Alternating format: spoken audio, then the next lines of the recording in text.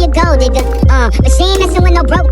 I do feel like cooking has lost a lot of its simplicity. Like, we got some great chef content creators, and they are always pushing the envelope for new like flavor combinations and like new techniques and everything. And kudos to them. But I do think we have far too few people who are just like showing cooking basics. And you would think like, oh, I could just look up a lot of these things, but the real thing is, how do you look up something when you don't know what you're supposed to be looking up, right? So it's like, when it come down to it, like, we do just need people to just keep repeating the basics. I do repeat the basics. I do keep trying to like emphasize that there are some great things that come out of ease in the kitchen. And I'm not all about complaints. I'm about that action, okay? So today we're going to cook something that is very simple, very much so giving weeknight meal, okay? And this is one of those dinners that is traditional. I'm not making any tweaks to it. It's a traditional dish, and you can classify this as something healthy, okay? Because I know that's what most people are looking for. What can I have that tastes good and is healthy? We're going to bake some chicken, okay? I don't know why, like, boy kibble has evolved, because the original boy kibble was like the chicken, broccoli, and rice, and it was just like, that was a fine combination of things, but they was just making it wrong. Very, very wrong. But now they're not doing chicken anymore. They're doing ground beef. So if you are still a boy kibble person that likes the chicken, this will be great for you, okay? I'm not saying I support any of that shenanigans that the boy kibble is about. Because why are you eating the same thing every day? Like, that's just doing too much. You need your nutrients from different plants and grains and proteins. Switch it up. Like, why are we just eating one meal for 14 days in a row until you quit that diet and then you go have a beer and a burger? I digress. We're doing baked chicken, and it is a very simple thing to make. I am going to make just a little bit, but you can scale this up or down because of how simple it is. I have a lot of cute little Le Creuset pans, okay? And I love playing like Tetris with the food to figure out, okay, which Le Creuset pan am I going to cook this in today? It just warms my heart, honestly. So I got me like a medium-sized rectangle casserole dish. And honestly, if we're saying casserole dish, I'm going to say it's a small casserole dish that's like a rectangular shape. And I'm going to make a couple pieces of chicken in there. It just depends on the size of the chicken. I don't know. However many I can fit in that pan, I'm going to put in there. But yeah, this is one of those things you really ain't got to think too hard about. Like, if you got some chicken on hand, you know you can slap this together. Like, I don't have to do no beforehand preparation.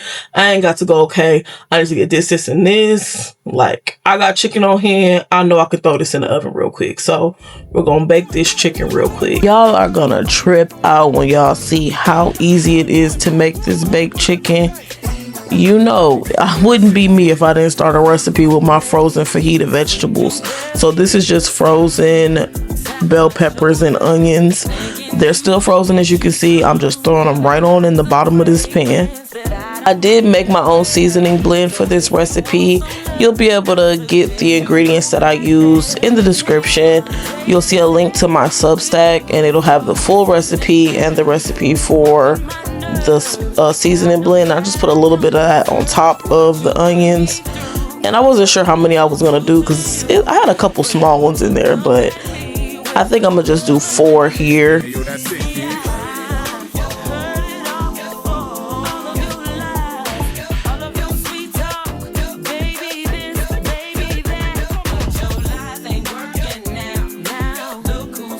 And I did kind of do this backwards, but I am going to go ahead and make sure I get seasoning all over this chicken, okay? Make sure you lift up that skin.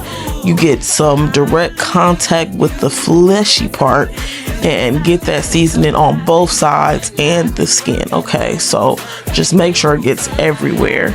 And if you need to, add a little bit of oil, kind of just help it stick on the chicken a little bit better. You don't have to go too crazy with it.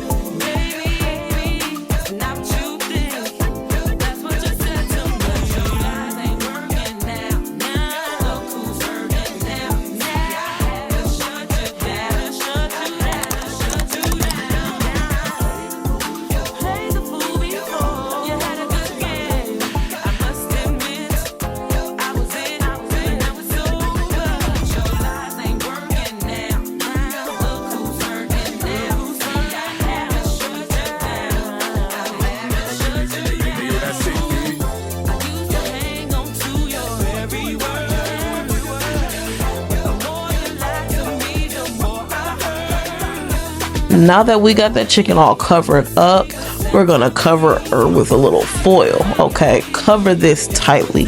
Make sure there's no little gappage coming out where you get a little steam out.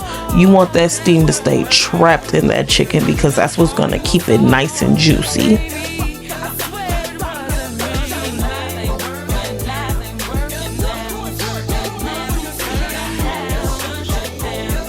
Now that she's all wrapped up, we're gonna pop her right on in the oven, okay? And we're gonna let her sit. Do not touch her. Don't open the oven, don't peek in the foil. You want that steam to stay in contact with that chicken, okay? So once she's done, you're gonna take the foil off, and you don't have to do this step. As long as your chicken is fully cooked, you can leave it like this, or you can turn your broiler on and cook it for just a few more minutes to give it some color, because you see, like, it's a little pasty looking right now, but it's perfectly fine to eat it just like this. Personally, I do think you should just put her back in the broiler because she just looks a little bit more appetizing when she got that extra color on her, okay? And that's all there is to it. Now you have some delicious baked chicken that you can make any day of the week.